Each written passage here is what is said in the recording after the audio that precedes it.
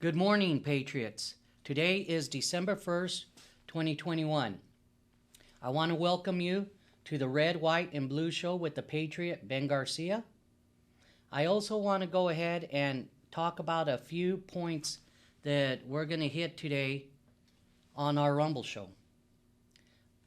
And those points are talking about the decisions with the Kyle Rittenhouse decision, court verdict, in Kenosha, Wisconsin. Also, Ahmad Arbery decision. And I want to go ahead and talk about my military background, especially with the Wounded Warriors and my experience there with the Wounded Warriors at Fort Lewis. And finally, talk about the decision why I am running for Congress and why I'm the best person to vote for. So let's go ahead and start out the show. I always like starting out with the Holy Scriptures. And the verse that I chose today was 2 Chronicles 7:14. And the reason why I chose 2 Chronicles 7:14 is our community, our state, and our nation needs healing. They dramatically need healing today. We are so divided, whether it's political, whether it's the news media, whether it's court decisions, whether the supply are getting there for Christmas, from the docks, getting out of shipping crates, to getting to Walmart, to getting to our small businesses. You know, everything seems to be so politically divided. And we need unity. We need to bring each other together. We need to take a look and come to some simple answers at times and say, let's make do with what is good today, and let's move forward. We know we're not going to solve everything overnight, but let's be patient. Let's be able to peacefully talk together about even our disagreements. Let's really take a look to humble each other. And to say, you know what, let's move forward, because things won't get better if we're not able to talk to each other and if we're not able to go ahead and accept decisions that are impacting our nation today. And that's the reason why I went with 2 Chronicles. We need healing at this point. I'm going to go ahead and talk about the Kyle Rittenhouse decision. The decision was made at the Kenosha County Circuit Court, and on November 19th he was acquitted of all 5 charges. And there's great disagreement with many, especially minorities, that feel that someone can carry a weapon and murder 2 people and injure a third. But we got to remember that individual, Kyle Rittenhouse, has due process of the law. He has the right to defend himself under the Second Amendment, as do each and every one of us have the right to defend ourselves. And one thing I want to go ahead and make clear is this decision has brought much controversy, but I believe it was the right decision. We can talk about whether it was right or wrong for him to be there, especially as a 17-year-old who was not 18 at the time. We can talk about the fact that, he was carrying a weapon. I gotta say, I am putting all that aside. The fact that he was carrying a weapon, the fact that people can disagree that he should or should not have been there. But what I want to talk about is the fact that he used his Second Amendment right. And in our country, you have the right to bear arms. And he was justly qualified to do that. Number 2, that you have the right to self-defense. When someone wants to take your life, you have the right to protect yourself. And these weren't just someone's. All three people, two that are deceased now, and the two deceased are age 36, Joseph Rosenbaum, age 26, Anthony Huber, and the one injured, age 26, Gage Grosskreutz. All of them knew Rittenhouse was carrying an AR-15. All of them knew that all of them were being very aggressive as they were coming toward him, wanting to harm him. The AR-15 did not deter the fact and keep them away. They went at him to do bodily harm and forced him to make the immediate decision to defend himself. Most people,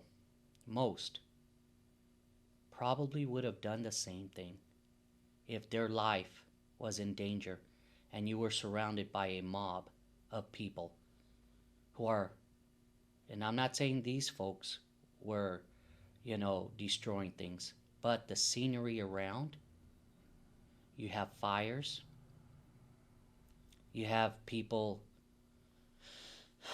rioting. There was a riot going on. And I believe that the judge that presided over the case, Bruce Schroeder, conducted himself well. That he had done a fine job, and he allowed the case to take its course, rightfully so. And I will say that the former prosecuting attorney and defense attorney for Kyle Rittenhouse, Mark Richards, served justice. He defended his client. And there was, you take a look at the video, those that don't agree with the decision, understand this, many people thought that this shouldn't even gone to court. That what had occurred and the loss of life that occurred was because he was defending himself. And that this shouldn't have seen the light of day. But I will say this. We have due process. Whether you agree or not that it should have gone to court, he had a defense attorney. And the prosecutor moved forward. And justice was served and he was found not guilty. And that is difficult. It's a difficult decision because we have a 17-year-old here who's being charged as an adult who is defending himself. And we have to learn to go ahead and live with those decisions. If the prosecuting attorney doesn't feel right that justice was not served, the lead prosecutor, Thomas Binger, can move forward and appeal the case and take it to the Supreme Court, State Supreme Court, with his appeal rights. And if he chooses to do that, so be it. That is the process of our law and justice system. But as of today, you'll find that the jury found, who have been part from beginning to end, came to a decision that Kyle Rittenhouse is not guilty. And I support that decision.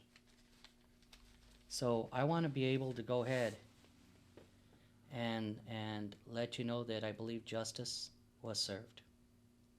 I do want to go ahead and also talk about the Ahmad Arbery murder.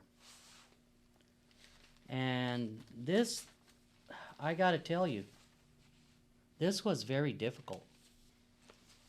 Also, on the second decision, the one that I spoke about, and this was in Brunswick, Georgia. I can, personally say I was really appalled by what I saw when the video came out on the killing of Ahmad Arbery. Personally, I didn't know this individual, but to know that somebody was going out for a jog, something that I would do when I was younger, something that I had done often with when I was with the military, or when I was in high school, or when I was playing sports in college. I'd work out all the time. And I kind of saw myself in that position in a way. And I was just baffled. Why would anybody come in a pickup truck and someone in the back of that pickup truck having a weapon? And I'm for the Second Amendment, out there with three people asking me questions and then wrestling, fighting for your life. If I'm running and you want to know why I'm there, ask me. I mean, what are you doing? What does it look like I'm doing? I'm going out for a run. And let it go. He was wearing shorts. Or, he was running. I can't remember the attire now that I'm thinking about that he wore, but he was just out for a run, a jog. You could see that clearly. And to know that these people, some of them, one of them, was with law enforcement, former law enforcement officer. You're in the wrong. There's no excuse for the actions that you took to take a life. And I'm going to read this article. And it was written by Russ Bynum and Kate Brumback, the Associated Press. And I want to read this because for me, that murder should have never happened. Should have never happened. Never should have taken place. This person, this American, was just out for a run, doing and living his normal life. And these three individuals,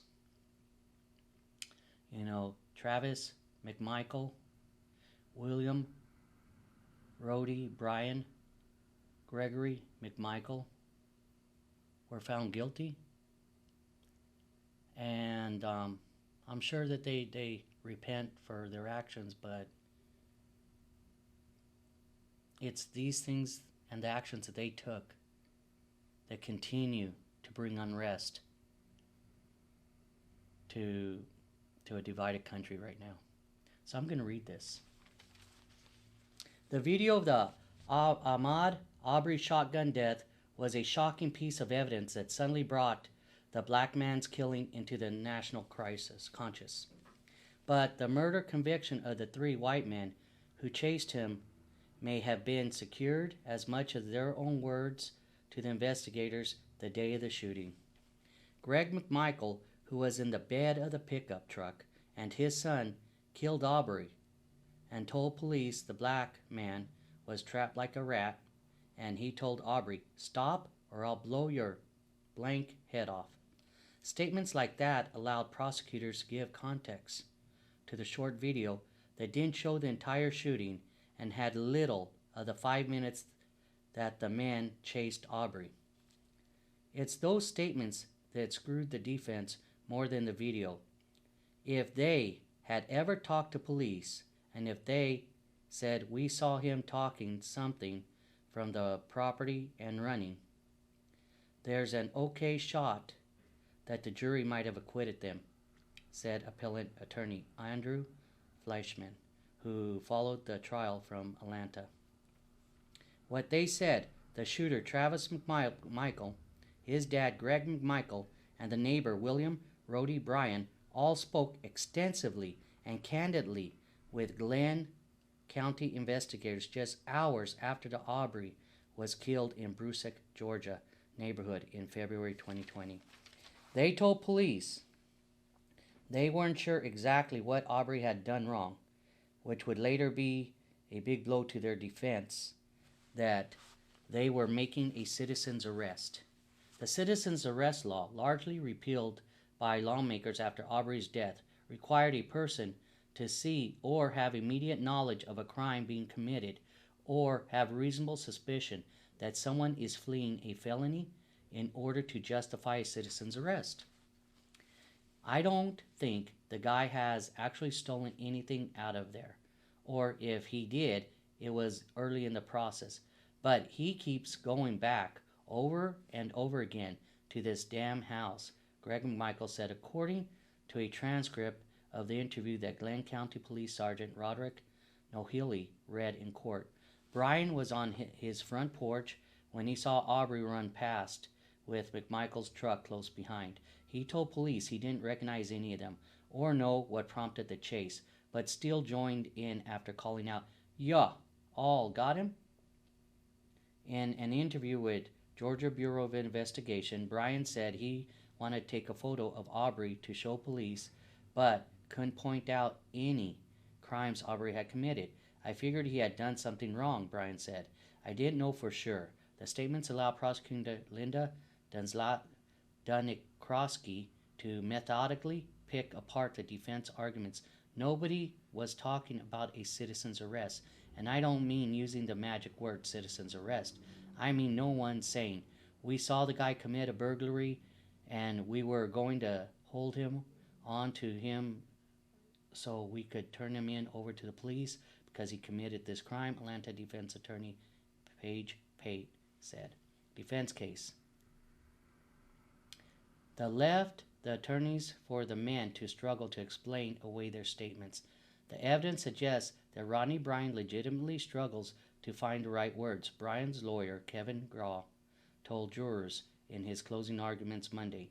Travis McMichael, testifying in his own defense, said he was in shock when he first spoke to police, calling the shooting the most traumatic event of his life. Greg McMichael's lawyer suggested maybe he never shouted at Aubry, "Stop, or I'll blow your blank head off," like he told police, because the remark wasn't recorded on the cell phone video of the shooting or the 911 call Greg McMichael made to police.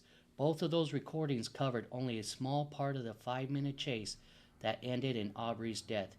You only have a handful of defenses to deal with. What is basically a confession, Pate said. Family faces. Greg McMichael was a former investigator in the Glenn County District Attorney's Office and may have felt like he could navigate trouble among his acquaintances and friends. It worked for a while. The men weren't charged for more than 2 months. Only after the video of the shooting surfaced and the case was turned over to the Georgia Bureau of Investigation, state agents charged the men 2 days later. This is just a case of a client who talked himself out of trouble, and those statements later turned on him and put him back into it. Fleischman said. Phone records show Greg McMichael called his former boss, District Attorney Jackie Johnson, just after the shooting. Johnson handed off the case to an out-of-town prosecutor who cited the citizen's arrest law in recommending no charges. A third prosecutor was reviewing the case when the video surfaced and handed it off to State. Johnson was indicted on a felony charge of violating her oath of office and a misdemeanor count of obstructing police for her role in the investigation. Authorities have released little information on Johnson's actions other than to say she never disclosed that she asked the second prosecutor to advise police in the immediate aftermath of Aubry's killing. So, it was their own words, and I must go ahead and redact the fact that I said police officer. He was a former investigator with Glenn County District Court, Greg McMichael. So I do want to make that correction right now. But these are the problems that our country is looking at when people want to take the law into their own hands. We have two different cases of video that we have in common. One, the case of the Kyle Rittenhouse case not being found guilty, and then we have a case, of the Ahmad Arbery murder of being found guilty. Critical information on those: video. Video played an impact on both decisions. In the case of the Kyle Rittenhouse decision, being surrounded by those that wanted to harm you, if it wasn't for that video showing that he is being hit, he is on the ground, he is rolling, he is reacting, he is defending himself from a total of 3 people trying to do him harm and possibly kill him. That video is impactful for that jury to see him fighting for his life. In the other case, the Ahmad Arbery in Georgia, you see that video of a black man running, minding his own business, and being shot dead. But it's that video that made the difference for justice to prevail. And that's what we all really want here, is we want justice to prevail. And I believe in both cases, due process of the law, the Constitution of the United States allowed that to happen. And both juries, I believe, in both cases, made the right decision. And some may go ahead and feel wrongly, especially about the Kyle Rittenhouse decision. And I believe in Kyle Rittenhouse decision, when he took the stand, that he was willing to risk what had been already a favorable case in his decision, to say, I want everything to be clear. I want to show my full innocence in defending myself and having the Second Amendment rights to carry arms and defend myself. And he had done well. He was willing to take the stand when he didn't have to. In the case of the Ahmad Arbery, they apparently took the stand, but it was the video that did them in. And I believe rightfully so. Because you see a person, Ahmad Arbery, just running and just doing what was natural to him, staying in shape, taking care of his body, and doing what came natural. That was going out for a run and not coming home. So I want you to think of that.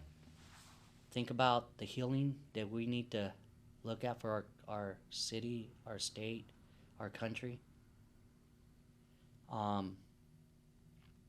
These are national decisions that are very impactful to many segments of our community, culturally, diversity, and others. And I believe we all want to see justice happen. We don't want somebody to go and get prosecuted wrongfully and lose their years, their time in prison. But we also, want to make sure justice is served. And I think in both cases, justice was served rightfully in both cases. So I'm going to go ahead and take a brief minute here, and I will return back. Thank you.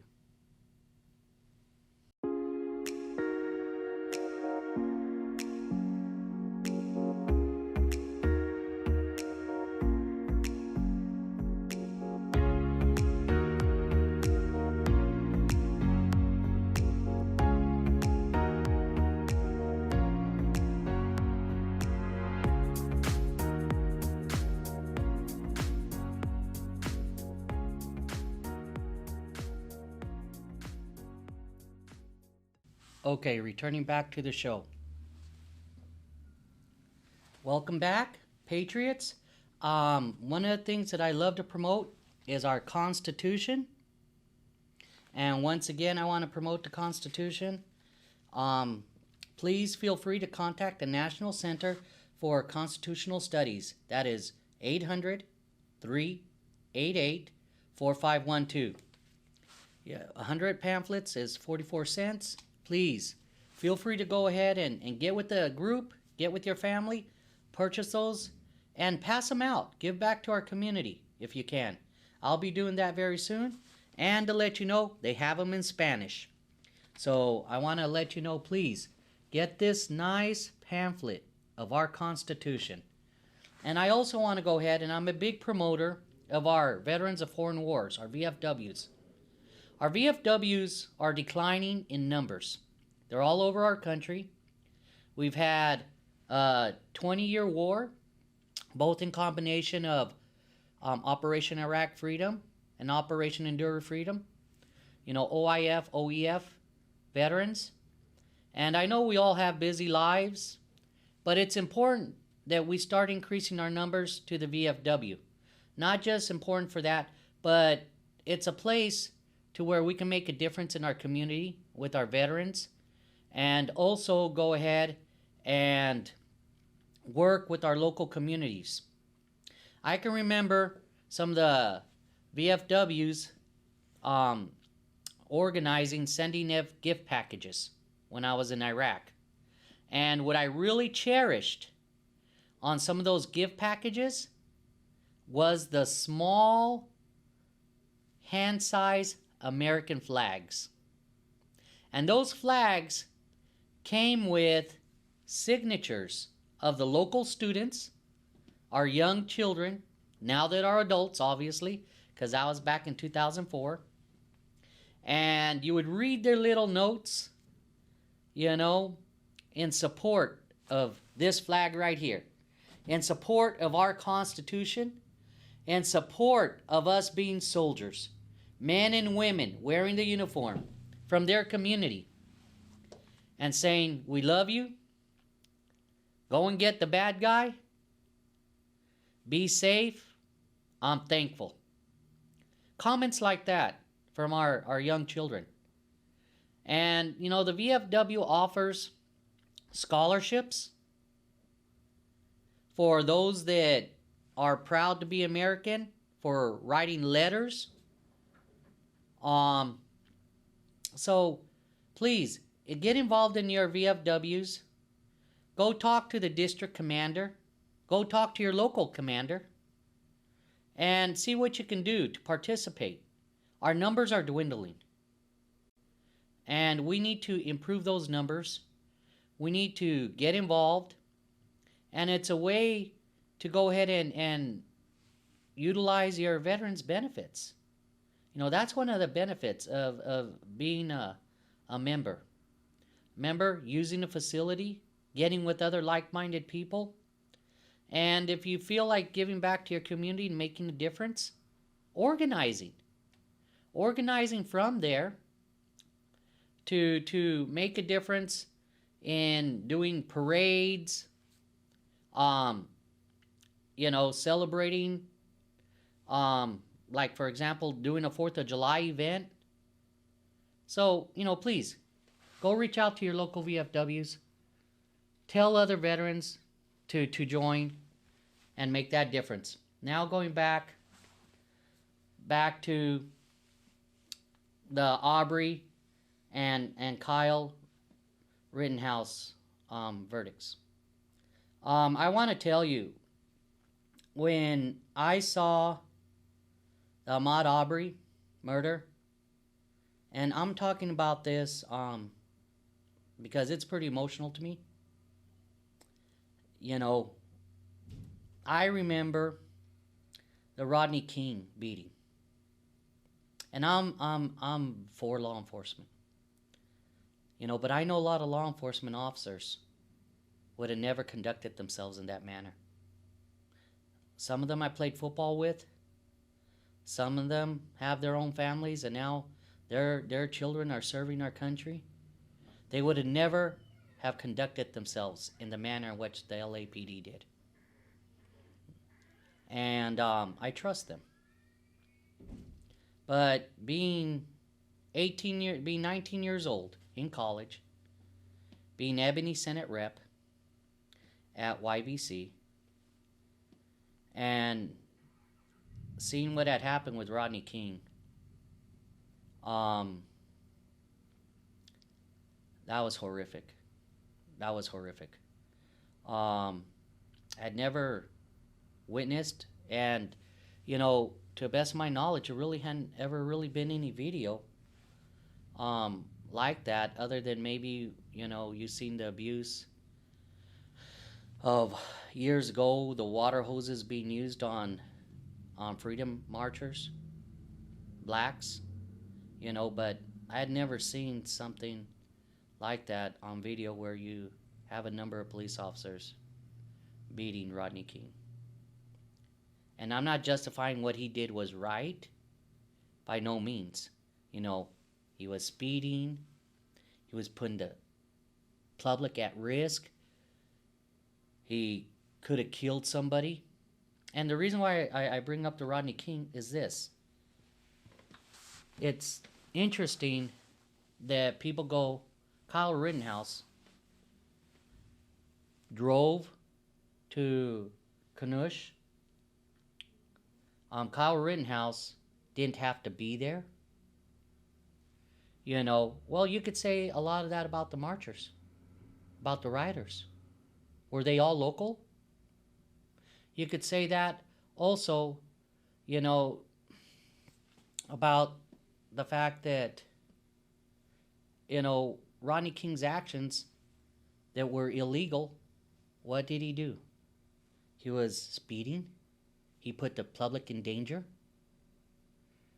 Did he deserve to get arrested?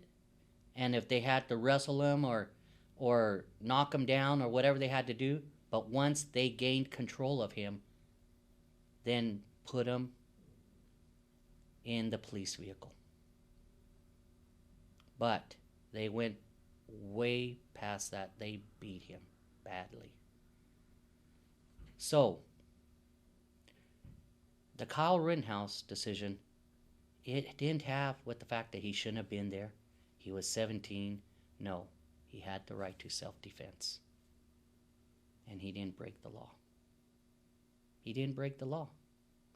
At no point did he break the law. Rodney King, he was breaking laws. But he should have never have been beaten. Should have never been beaten by those police officers once they had the opportunity to restrain him, and they used the appropriate measure of force necessary to handcuff him, control him, whether it would have been pepper spray or whether it would have been using the batons to get him down, handcuff him, whatever. As long as they used the appropriate amount of necessary force to do the right thing, and that was apprehend someone that had broken the law. And we had riots. We had riots that broke out because those police officers were acquitted. Now, I am for protesting. I am for protesting, but never do I agree that there should be riots, nor the destruction of property, because that hurts our country. That hurts the citizens there living in those areas that are victimized, because that's what they are. They're victims. They're victims of people that feel they have the right, or organizations feel they have the right to destroy and hurt and put at risk those citizens that are just trying to live their everyday lives. That's not acceptable by no means. You know, I went to go talk to Black Lives Matter up in Seattle when the Chaz was there, and I went to Pioneer Square, and I spoke to a lot of homeless people of all colors and races, and I spoke to some business people there at near the fire department down in Pioneer Square before I went to the Chads and Chad zone. And I gotta tell you, Black Lives Matter was in charge of that. Now, I know when I talked to leadership there, they had said that, well, Ben, we're not responsible. You know, it could be Antifa, it could be others, whatever the case may be. But we're not responsible for their actions. But it's under your color. It's under your color because you're the one facilitating all this. And I know that there are people within the community I live in that try to tell our young people to be involved in Black Lives Matter. You know, I want to caution that. If you want to caution that, because when you support an organization that is okay with riots, that is okay and affiliated with people that have lost their lives, that's not acceptable. You know, and destruction of property. Those people in Seattle, okay, those people that have businesses, those people that have homes or residency in those areas were affected. Not just scared for their lives. They were under duress. They were under duress because they were fearful that if they said anything other than they support Black Lives Matter, they may be a victim. That's real. No one should be under duress. You can go and protest. But I witnessed myself when they would go ahead and these protesters and the police would line up initially to protect their precinct, police precinct. And there was waste being thrown at them in bottles, mixed in with bottles. And we had our government do nothing, basically. They just told them they got to hold the line. And we are so divided. So divided. And I honestly believe it's because people are uninformed. When I was and talked to those people over there, I was passing out my Republican National Hispanic Assembly card. They knew I was a Republican. And I talked to many people. I hate to say, there was a decent percentage of people that had no idea about how Black Lives Matter really is an organization that is communist-led, you know, and it is. When I talked to their leadership, they wanted segregated black neighborhoods only. They wanted dollars from the city of Seattle to be given to them for reparations. And they wanted me to join. They wanted me to go ahead and join and give loyalty to Black Lives Matter. And that was not going to happen. I'm an American. I'm a patriot. But I wanted to see for myself. Now, despite all that I've said, we were able to have a nice discussion there in Seattle. And we were able to go ahead and agree that we weren't going to agree, you know. But what gives me hope and why you need to reach out with other people that you disagree with, what gives me hope, despite the fact that I don't accept the destruction of businesses, taking over a police precinct, all this other violence and destruction, graffiti, and people feeling undressed, none of that I stand for. And the fact that leadership in Seattle, political across the board, did not go ahead and stand in the middle for safety. I wanted to stand for safety. I wanted to see for myself and talk to them.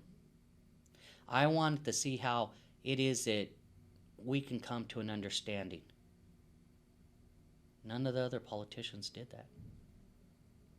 Now, what gives me hope is this. And you take a look at these verdicts for the Ahmad Arbery murder.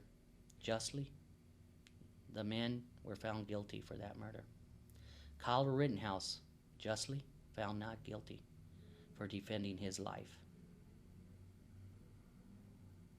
I believe, doesn't matter what color, what race, whether you're religious or not, that you want justice to prevail. Whether it's Rodney King or any other national case, we want justice to prevail. And I know our law enforcement wants justice to prevail in Seattle. You know, they're not blamed. They should not be blamed for every negative issue that happens. They should be respected. Our law enforcement carries a heavy toll and burden, willfully, because they want to be police officers, but it's in their heart and in their mind that they want to serve and protect our community, that they stand as the backbone of right and wrong. And I completely support them 100%. Because I believe that there is for sure more positive role models in them than that one bad egg. You know, that one bad person that makes a negative decision. And it shouldn't be taken out on all of law enforcement. I don't believe in defunding. I don't believe that they should have had more regulations on how they can conduct their business in arresting an individual that's threatening them. So, for those politicians in Seattle, shame on you. Shame on you that you don't have the courage or the backbone to support your law enforcement. Shame on you that you had your law enforcement under duress. Shame on you that you had your police precinct taken over by rioters. Shame on you that you had businesses, people, your society, your voters under duress by an organization of Black Lives Matter. It's not acceptable. But I will finish up with this comment. We need to talk to all parties. And I'm willing to do those things. And in the end, when I walked away from Seattle and talking to Black Lives Matter, we prayed. We prayed. You know, we prayed that we could that we could have a better outcome for our nation. Even though we have two different perspectives of how we're going to get there, we still prayed. And so I want to move forward, and I hope that our country understands that with these verdicts, whether you agree or disagree, that we do things in peace, we humble ourselves, and that we can come together in prayer and hope for a better outcome and hope for peace, love, and justice. You know, this show is about God, family, and country. And the two cases that have really impacted our nation recently are these two, Kyle Rittenhouse and Ahmad Arbery. But I wanted to take you back a little bit to the Rodney King also, because that greatly impacted our nation. And the similarities that it was a video, all three, and justice was finally served in the end. Even if you had to wait for an appeals process and whatnot, justice got served. Our DOJ at that on these have done their job. So please be patient. We don't always have to like the outcome, but if you really take a look at everything and you study it for yourself, you'll come to a peace that you know they were right. The jury was right. So I want to go ahead and take a minute and move forward and talk about my military background with the Wounded Warriors. And I'll return in 1 minute.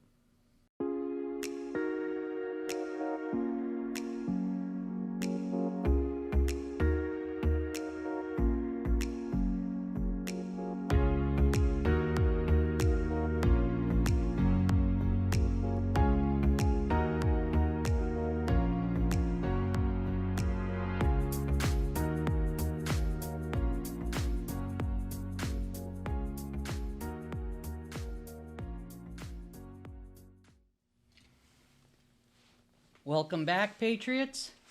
Thank you for returning. I also want to send a quick reminder again.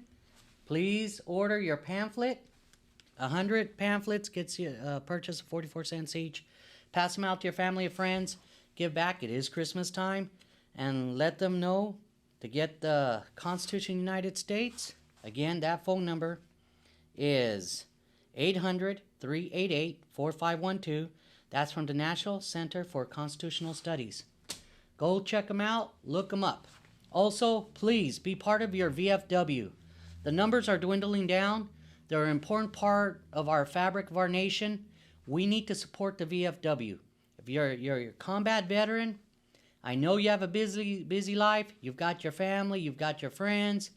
You know, things are incredibly busy. Please, give back and go back to your brothers and sisters that are there and part of the VFW and help make a difference in your community. So I'm going to return back and I'm going to talk about my military time as a wounded warrior. In December of 2004, I was medevaced out of Iraq. I spent a little bit of time, brief time at Landstuhl, Germany. Healing from injuries, from a right hand crushing injury, and the injury was pretty dramatic. I had reconstruction done on my hand, especially the thumb. I had tendon transfer over from one finger to the thumb, but that all took a process of over 2.5 years, especially for the skin to heal and whatnot. That took about a year for skin to heal, just alone. And during my time, I was 3.5 years over there with the Wounded Warriors. My brothers and sisters that were there, they were assigned all wounded warriors at Fort Lewis. Now it's Fort Lewis McCord down at Washington State in Tacoma. And it's a beautiful base. I never met the 3-star general that was there, but down the road I did write him a letter and put my name to it. So let me explain my time there at Medhold. Within my first year, I was following the procedures, meeting all my medical appointments,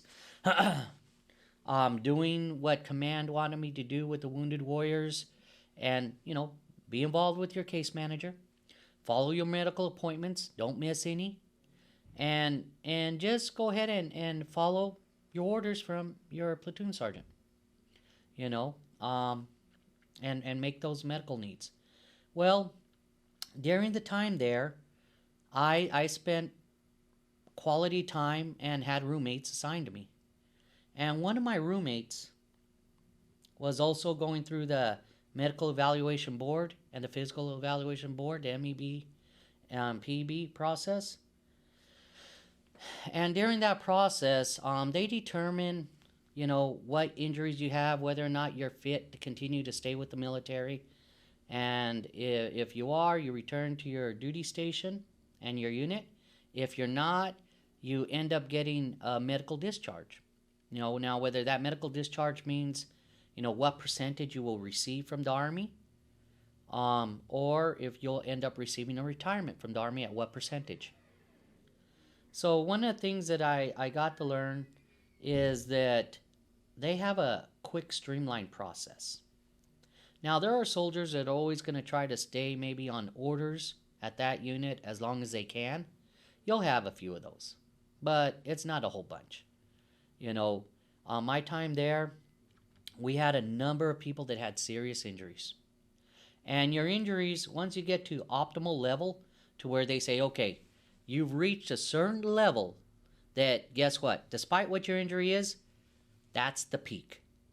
You can be released back to your unit, or you can be medically discharged out, however the case is. And every case is unique. In my time there, I spent time with warriors that became quadriplegics. They were healthy. They're out there serving their country. And in combat, during an exchange of gunfire or artillery or whatever the case may be, they ended up severely hurt. Survived, but severely hurt. And their life changed forever. To soldiers that suffered severe post-traumatic stress disorder, to soldiers that lost limbs, eye, traumatic brain injury. So during that whole time, I spent a lot of time with some of our soldiers that had severe traumatic issues. And one of my roommates, and this is what I want to talk about, how I made a difference over there. I made a difference because at that time, I had received my law and justice degree from Central Washington University, and I was working on my master's during this whole time in secondary education. So initially I was going to be a teacher, but when 9/11 happened, I volunteered to go to Iraq and put teaching aside, put all those things aside, and go serve my country. I was an E4 specialist, and I thought the best way to be a leader was to go out there in the field and prove it. And I took that risk, and I didn't get to come back till many years later, and I did not finish my teaching degree because I ended up getting my law and justice degree when I was at Fort Lewis. So my point is, I was wanting to make a difference and help other soldiers with their PEB and MEB process. Because a lot of these soldiers, some of them very young, didn't know how to fight for themselves or didn't understand how the board was making their determination on that particular injury. I'm going to talk about my roommate. I won't give his name out, but I will talk about my roommate.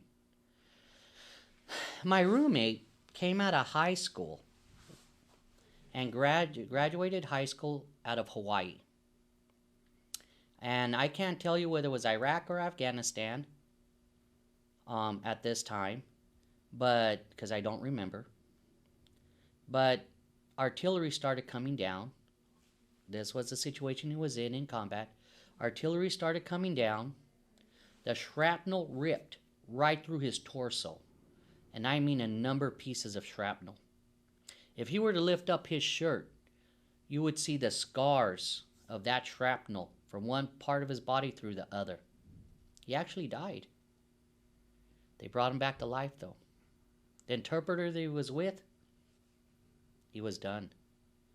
There wasn't much left of that individual. It's not too hard to believe when you see the scar tissue of my friend. Well, at that time he was about 19, 20 years old. Comes back, is assigned to the Wounded Warriors down at Fort Lewis with me. And so during this whole process, he's starting to recover, walking again, and then decides he's going to go out with his girlfriend. Goes out with his girlfriend down in Tacoma. And at that time, there was a gang initiation that was happening. They tried to abduct his girlfriend. He kicks one gun out, gets shot. Survives. Okay? And then this incident occurs. We're asleep. It's about 2, 3 in the morning. And I just hear him screaming, crying.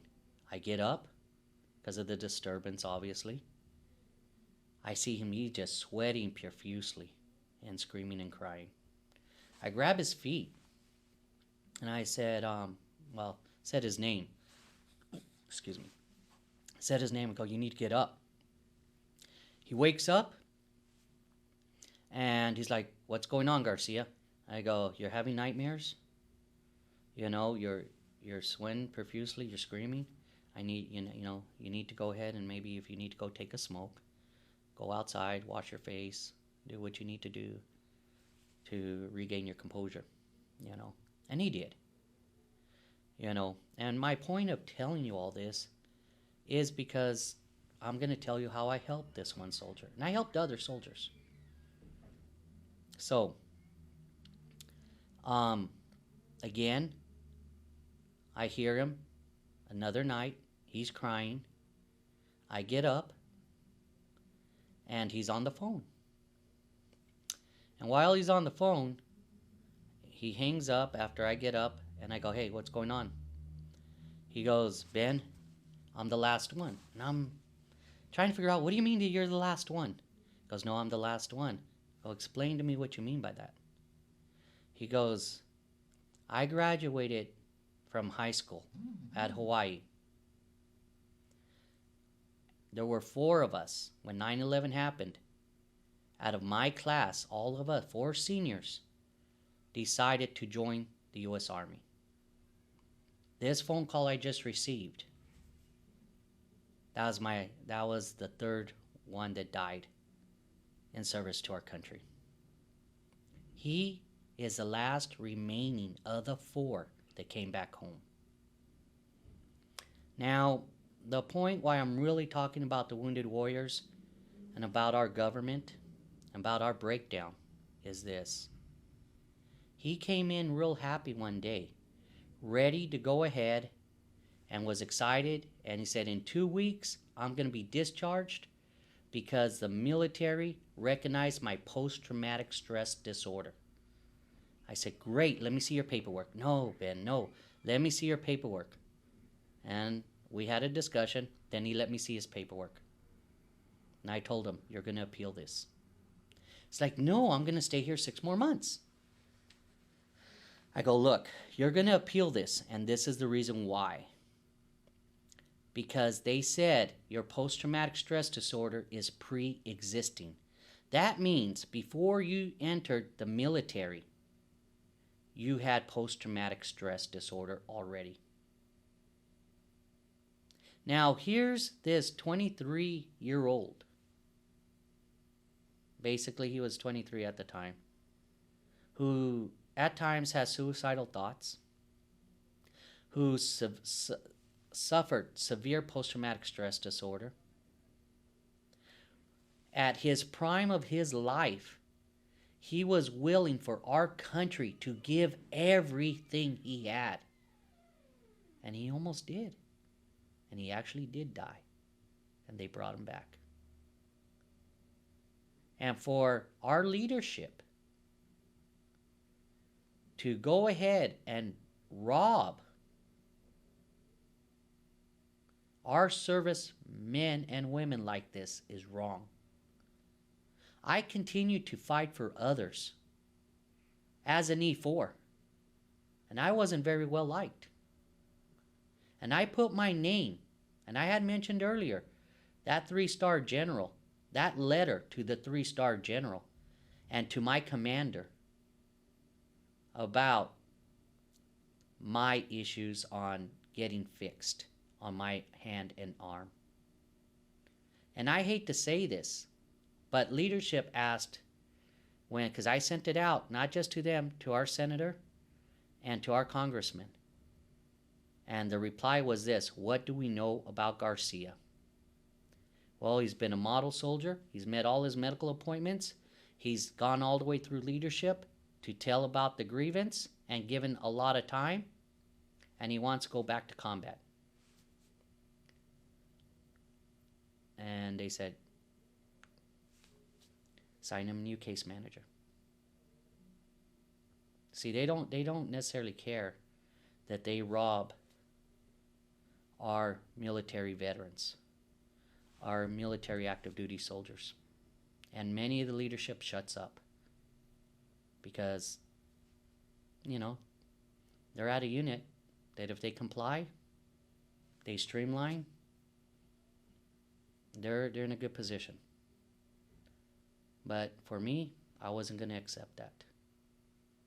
And they asked me, how come I didn't go to the news? Well, I don't want to embarrass the U.S. Army. And today I'm not embarrassing them. What I'm doing is talking about the fact that we need to have political leaders that are going to stand up for our everyday citizens and our soldiers. I have proven that. I put my life on the line for that. And there is not a congressional candidate that's going to be on next year's ticket that has done that. And when you take a look at my resume, when you take a look at my life's work, when you take a look at my difference in making in the community, thousands of hours of difference. I've been an AmeriCorps member. I've been an AmeriCorps supervisor. I've been an underwriter for the federal government. I've been a Patriot combat veteran, retired, medically retired. I've been a city treasurer. I've been a field worker. I've been a construction worker. And I lived in a rural area almost all my life in the 4th Congressional District of Washington State. This is my home. And as a candidate for Congress, 4th Congressional District, I will fight for your rights as a patriot. I will fight for the underdog, and I will hold the line. And if I can, I will push that wall. That is what you're going to want at Washington, D.C. These pictures behind, right here, that flag right here, that flag is what we should love each and every day. Embrace it. Despite the cases that we had nationally, Kyle Rittenhouse, Ahmad Arbery, in other countries, justice would never be served. Justice would never be served for Rodney King, but it was. It was here in the United States of America. Our great founders of this country, this beautiful flag, kept their word. And let me tell you how they kept their word. Because you have people all over the world that want to place their 2 feet on American soil and be an American. Today, right now, as we're speaking. And we got to go ahead and acknowledge that the second greatest document ever constructed in the world is this right here, the Constitution of the United States. And if it seems like I'm trying to sell this, yes, I am. I'm trying to sell it because we need to preserve it, we need to fight for it, and we need to protect it. Government is the problem. Average citizens, the average citizens that signed the Constitution of the United States are the answer. We've had too many people in government on both ends, Republican and Democrat, over 20 plus years. They need to go. My campaign is God, family, country. And nobody that is running in the 4th Congressional District, nobody is more credible than I am or has the background that I do. And they know it.